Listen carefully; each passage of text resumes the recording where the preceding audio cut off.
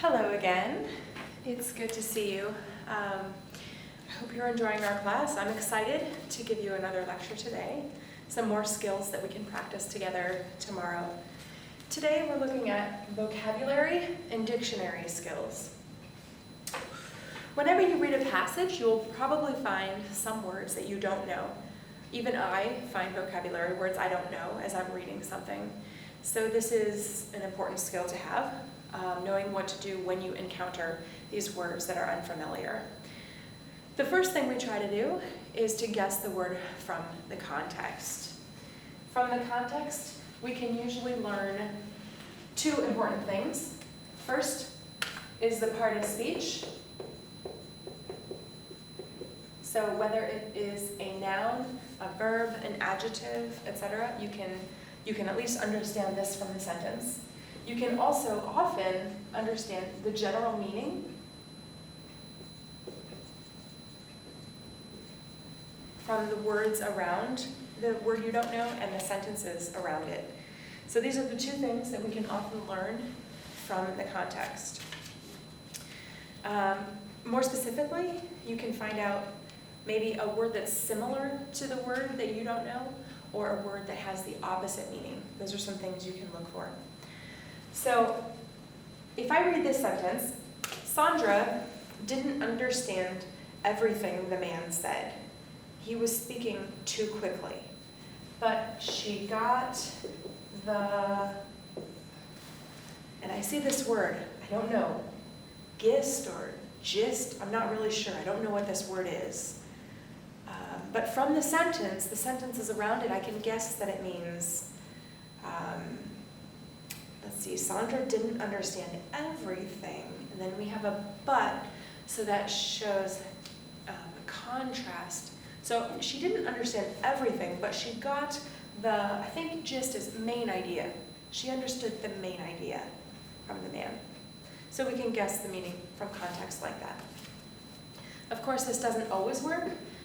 Not every sentence has a very clear synonym or a clear antonym to show the same meaning or the opposite meaning. So in those cases, we need to look the words up in the dictionary. But again, you may have 10 or 20 words in a passage that you don't know, and you obviously can't look up every word in the dictionary. It would just take too long.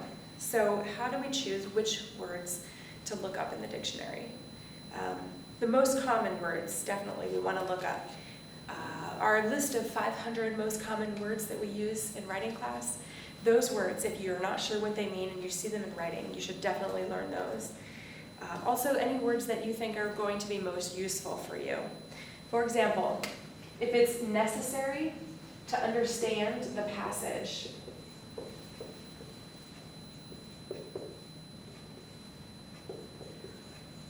so if the passage is about woolly mammoths, and you're not sure what a woolly mammoth is, but its main idea is the main topic of the whole passage, then you definitely need to look that up so that you can understand.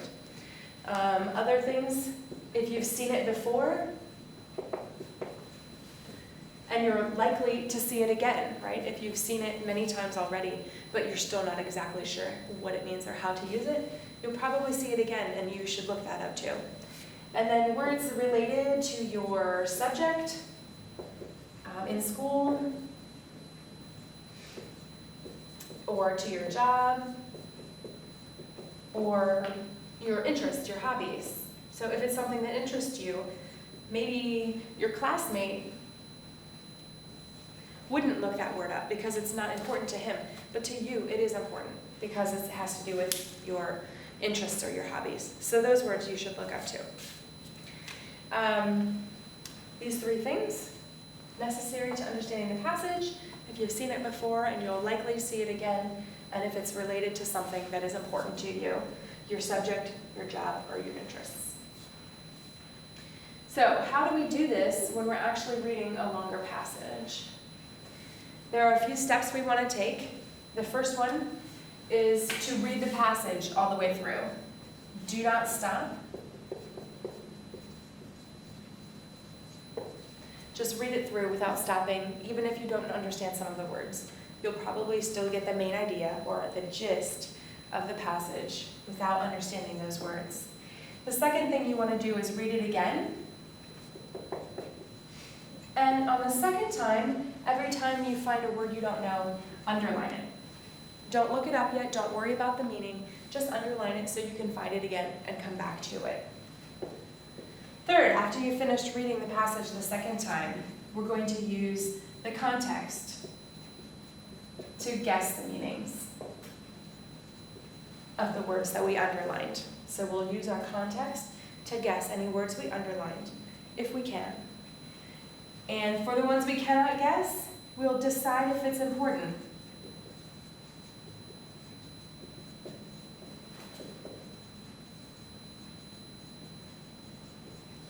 Remember, if it's necessary to understand the passage, if it's related to my interest or my school subject, and if it is very common, something I've seen before and I'll likely see again. So decide if it's important to look up, and if it is, circle it. So you had it underlined before, now you're going to circle it, and that will help you to find those words that you're going to come back with your dictionary to look up. And then the last step is to look up any words that you circled. So we're going to look up any words that you circled in the dictionary. Now, what happens when you go to the dictionary and you open the dictionary and you find your word and you see maybe 20 different definitions? That's an exaggeration, maybe 5 different definitions. How do you know which one is the word or is the meaning where you saw the word in context? How do you know which definition is the one you need to look at? The first thing we talked about before, you must know the part of speech. From the passage, you can tell whether something is a noun because it has an article, a or the, in front of it. You can tell a verb, right? You know, in the sentence we have subject, verb, object, so you can probably find what the subject is and what the verb is. You know if it's noun, a verb, an adjective. So the first thing when you look in the dictionary, you want to find the right part of speech because many words have both, or many different parts of speech. Also, in the passage, look at the words that are near it. If it's a common expression, the words often go together, it may have a separate entry in the dictionary. So you can find its own entry, and then you don't have to worry about sorting through all the other definitions. And then you want, from the passage, to use the context clues like we were seeing before. Maybe you can't guess the meaning exactly, but you have some idea what the word might mean. And then you can choose from all the topic and the sentence the word was in, all the context that we have, we can choose which definition was the best one. Now, a few other notes about things you might see when you go to look in the dictionary. First, some codes. These are not really secret codes because I'm telling you what they are, but things you need to know to understand how to use the dictionary. So we see this in the dictionary, we know it's a noun, right? If we see this, verb. This is short for adjective and adverb. These may be the most common. How about, what do you think that one might be? It looks like preposition. It's a preposition.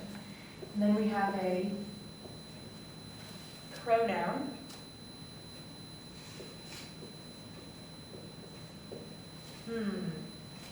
Well, this is the same verb, so this is a phrasal verb, you know, a verb that has more than one word part. You also see these things, these symbols. This means somebody or something. So if you see the verb give, for example, it has to have an object. I can't just say I give. There has to be something. So the definition might say, I give somebody or something. I have to give something to someone. So you might see an abbreviation like this. There's other labels that words might have, just to give you a little more information about them.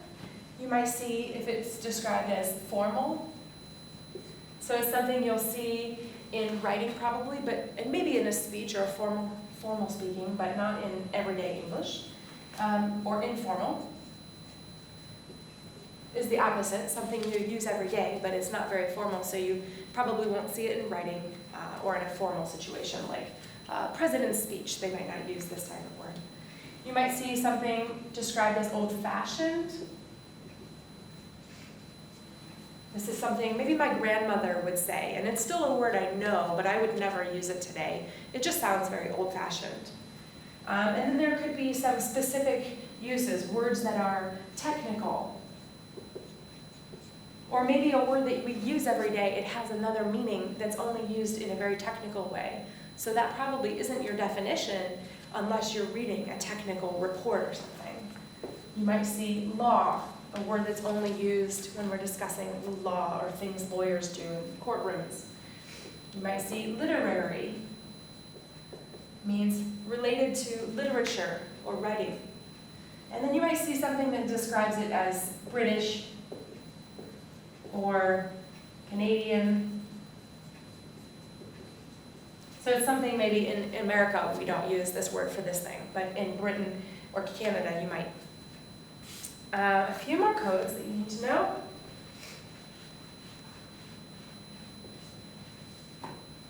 If you see a C or a U, these will be with nouns. It means countable or uncountable. So desks, how many desks do we have in the room is countable. We can count 1, 2, 3 desks. We use a plural. Uncountable furniture. How many furnitures? No, we can't say that. It's just how much furniture should we buy. So uncountable for that. And then with verbs, so these are things we'll see with nouns. With verbs, we'll see a I or a T. These are intransitive or transitive. Ooh, what do these mean? Intransitive means there's no direct object. Transitive means there is followed by